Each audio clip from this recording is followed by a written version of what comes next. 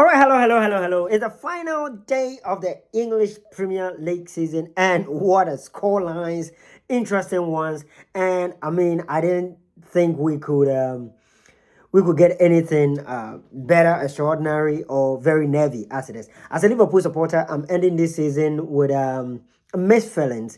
I wish we could have won today, but I mean, you can't control nature and some of these things. But I'm glad our boys held it down. We didn't lose. So yeah, there. But see, let me tell you one thing, right? Football is that thing that the emotion that it gives you can't write these stories. Like you can't create it on your own. It just has to happen natural. Take for instance, Arsenal winning the league in the middle of the week and supporters running to their stadium to celebrate. Hundreds of thousands of people running to the Emirates Sports Stadium to celebrate on a typical non-match day. It's only football, soccer that will do these things, right?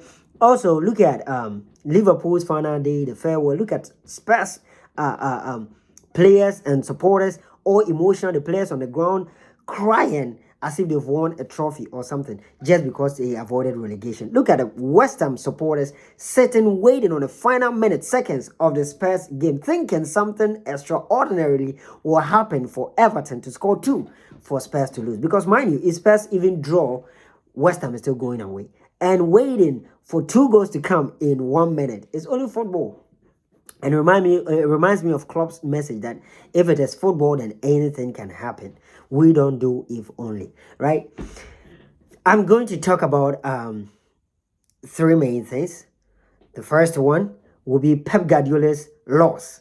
That's what I will start even with that.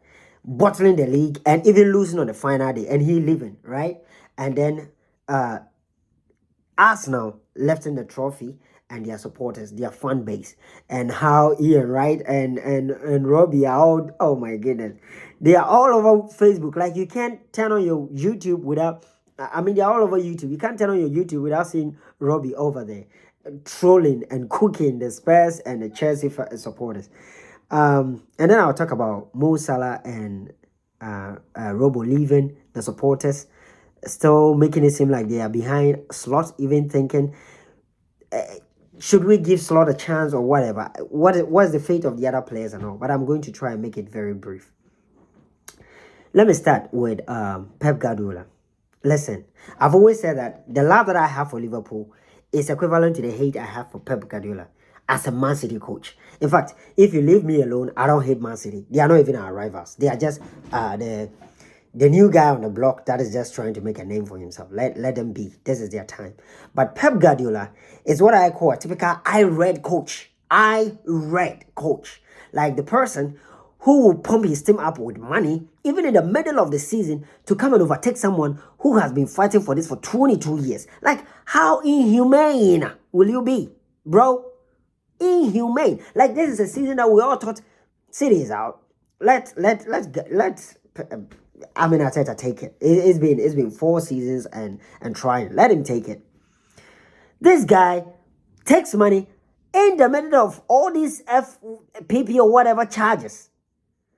Takes money, go get players from other league counterparts, pimp your team to still come and win this league. Yeah, and I'm glad, even to the point that when Arsenal seemed to coming down, you had your whole players going after that bottle Man City fan, cheering him on to throw Arteta. Like, that was below the belt, bro. And I'm happy you rather bottled it. And even Aston Villa, kudos to Aston Villa for winning at Etihad on your final day and putting sand in your cream. They've put typical sand, mix it in your cream, cook it, and giving it to you and your players and your supporters to drink it. You saw your fans' faces. There was nothing to cheer home about, even though you wanted the last day to be, I mean, as a farewell to some of your extraordinary players, Bernardo Silva and Stones and all that. But Aston Villa, Watkins, you put sand in Pep Guardiola's cream. You made it sour to eat it, and I like it. Leave. We don't need you in this league again. Yes, you are a hero. You've won many trophies, but hey, you want to charge us because you did it unethically, right? Unethically. So I'm happy for City, But as Pep Guardiola, let him leave. I don't even care where he's going. Let him leave. Let this league come to normal again. Let people have the chance to, play naturally, normally, and win. Because you almost made the EPO a farmers league. You almost made England's league and whatever it is a farmers league.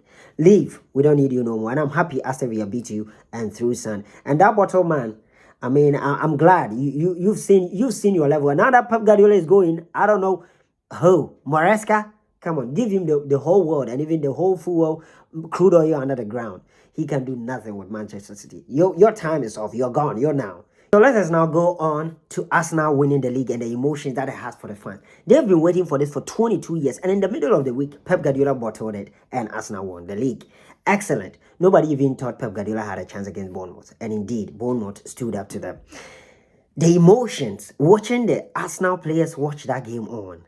And after winning it, the fans run into the stadium to celebrate. That's the only thing. Look at the joy on people's faces. Like, it's only soccer that can do it, right? That's why we love this game, right? That's how we love it. And it's the same thing that I'm just chipping in the Spurs fans and the Navy. And like, wait, listen. West Ham won 3-0, but they still needed Spurs to lose before they stay in. And after their game ended, the fans, the players, all on the pitch waiting on Spurs. And Spurs also supporters, the Navy, thinking and waiting and praying that their players hold it down to finish it. Zerbi ran into the referees and all. Like the emotion that football gives you. That's why we love this. That's why we do this, right? And also look at Liverpool, right? This is what I think about Slot, right? Technically, Slot wanted to make a name for himself. And the fact that people started tagging him that he won the league with Klopp's players, I don't think he really loved it, even though he was quite silent on it. And so, Mike Edwards and all, I think they had an issue, maybe a beef with Klopp. And so they also wanted to back Slot to make a name for himself so that Klopp wouldn't really seem special. And I think it backfired on them because, mind you, the job that Klopp did, challenging Guardiola with his huge and gargantuan money, that was a hell of a job. And listen, there's an invisible hand that moves this universe, right? And so sometimes when you try to go against it, things will backfire on you. We had the best of players. We gave Slot money that we never even thought of giving Klopp. But Klopp made it with what he had. We gave this guy money to buy the best players who were like Madrid Galacticos in England. But see what happened? We did the worst of the West in like what, 10 years? Brendan Rodgers last season was better than this, bro.